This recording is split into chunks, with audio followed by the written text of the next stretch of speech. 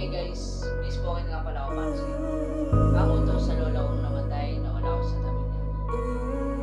Sana okay ka lang daw.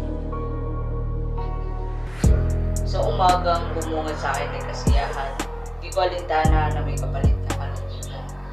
Sa umagang masarap ang simple ng hangin na tila ba'y may umayakap sa akin. Nakadama ako ng lungkot, hindi ko may pinta. Para bang may nagbabadya na kailangan maganda sa matinding pagsubok na nakatakda.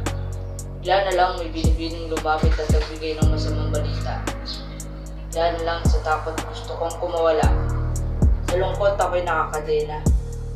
Bigla na lang may tumulong luwa sa aking dalawang mata.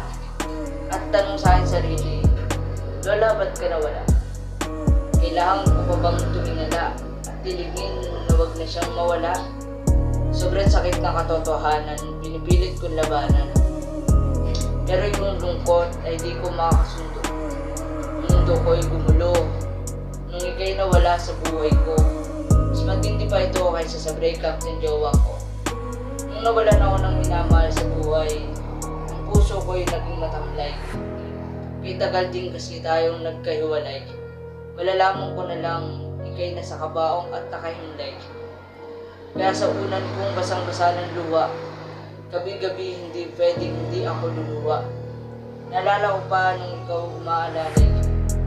Sa akin nung bata pa, di ko man napadama sa iyo ang huling yakap bago ka nawala.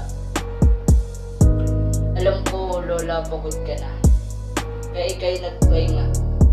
Yung minamahal mong lalaki, nakasama mo na. Kaya wala akong hihilingin pa, gusto ko ika'y maging masaya. Lola, sa kalangitan lang ko ika'y nakabantay. Sa amin handang umalalay. Lola, muling yakap mo sa panaginip ko na lang nadama. Hanggang sa panaginip na lang kita makikita.